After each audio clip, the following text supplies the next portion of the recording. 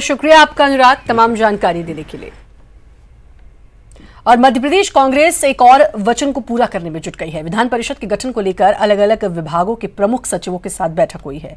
बैठक में मुख्य सचिव एसआर मोहंती भी शामिल हुए। इसके अलावा संसदीय वित्त विधि और जीएडी के अधिकारी मौजूद रहे। 1956 में विधान परिषद के गठन के प्रस्ताव के बाद अब तक के हालातों पर बैठक में चर्चा हुई। 10 दिन बाद विभागीय अफसरों के साथ दोबारा बैठक होगी। कांग्रेस का कहना है कि एमपी 8वां राज्य होगा जहां विधान परिषद का गठन किया जाएगा। वहीं बीजेपी ने इसे लेकर अब सरकार पर तंज कसा है।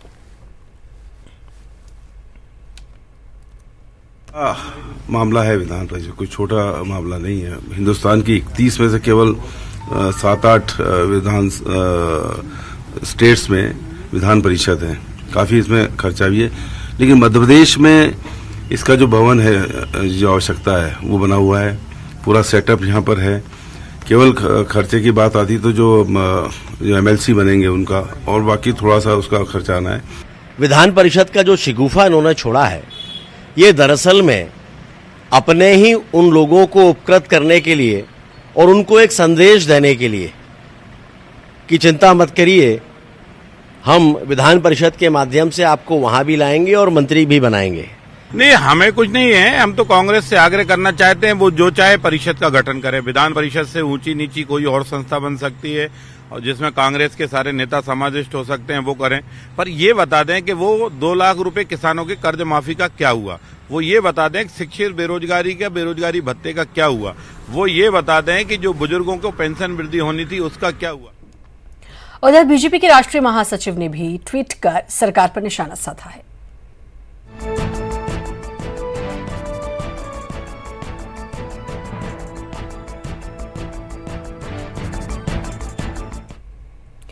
राजधानी भोपाल में विकास योजनाओं के नाम पर हजारों पेड़ काटे गए हैं। पेड़ों की कटाई की वजह से पर्यावरण को भी नुकसान पहुंच रहा है। विधानसभा के सामने फॉरेस्ट एरिया में भी तकरीबन 1100 से ज्यादा पेड़ों को काटा गया।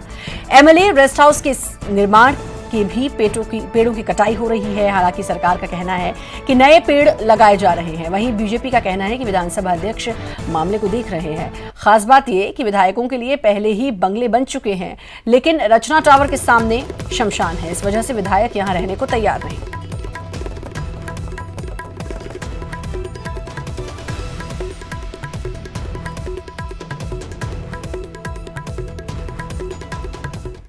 नहीं, मैं समझता हूँ कि आपत्ति नहीं उठना चाहिए।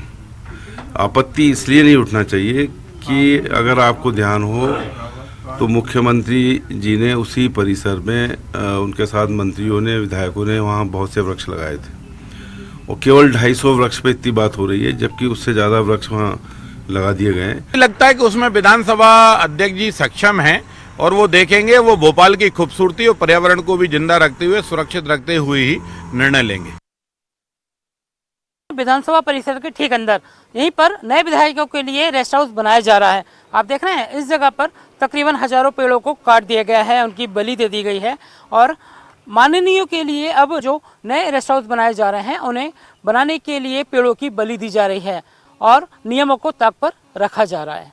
कैमरा पर्सन दीपक कुमार के साथ जितेंद्र शर्मा, न्यूज़ 18 भोपाल। झाबुआ में बड़ी जीत हासिल करने वाली कांतिलाल भूरिया का कांग्रेस में भूमिका को लेकर अब बहस छिड़ गई है। झाबुआ उपचुनाव में भूरिया को डिप्टी सीएम तक प्रोजेक्ट करने वाली कांग्रेस अब उनकी ताजपोशी को लेकर परेशान है। 31 अक्टूबर को विधानसभा की सदस्यता के बाद भूरिया की नई पारी को लेकर होने वाले फैसले से पहले कांग्रेस के अंदर ही घमासान होता दिखाई दे रहा है।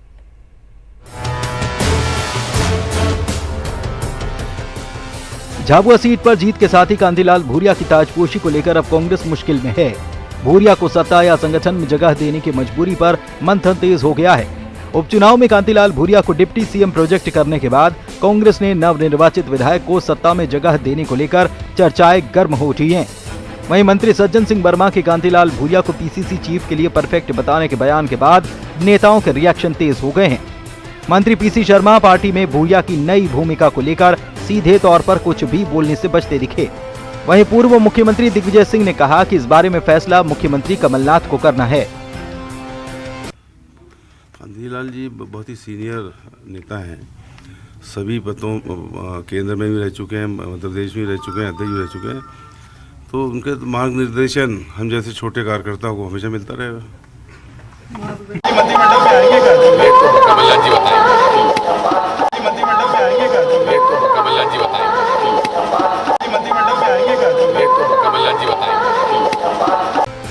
कांतिलाल भूरिया के सत्ता और संगठन में एडजस्ट करने को लेकर उठ रहे सवालों पर बीजेपी ने कांग्रेस पर तंज कसा।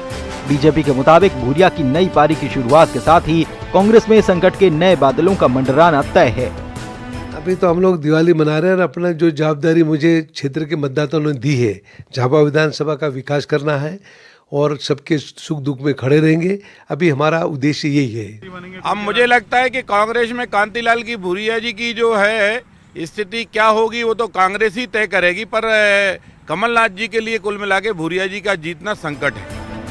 बहरहाल झाबुआ में जीत हासिल कर कांग्रेस ने संख्या गणित में भले ही मजबूती हासिल कर ली हो, लेकिन भूरिया की भूमिका को लेकर कांग्रेस के सामने नया चैलेंज बन गया। भूरिया की भूमिका को लेकर अब गेंद मुख्यमंत्री कमलनाथ के पाले में है और उम्मीद इसको लेकर है कि 31 अक्टूबर को विधानसभा